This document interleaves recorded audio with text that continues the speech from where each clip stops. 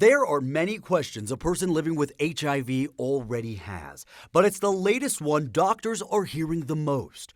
Are these specific patients considered immunocompromised and more at risk of contracting COVID 19?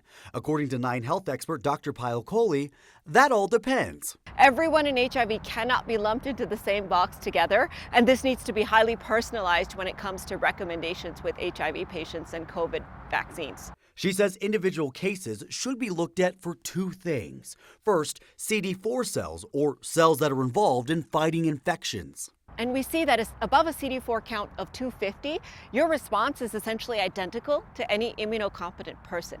When your CD4 count gets below 250, that's when you really have to worry about potentially getting a booster because you don't have enough of those T cells. Those are a type of white blood cells that help create an appropriate response to the COVID 19 vaccine.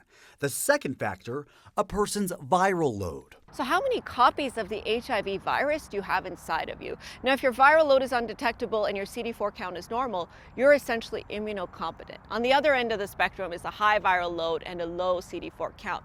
And these patients aren't the only ones with questions. Dr. Kohli says now health professionals can learn a thing or two from the scientific response to HIV to help them combat COVID 19. Because they have lived the life, they have made the lessons that we are now going to follow. For Mile High Mornings, I'm Jordan Chavez, 9 News.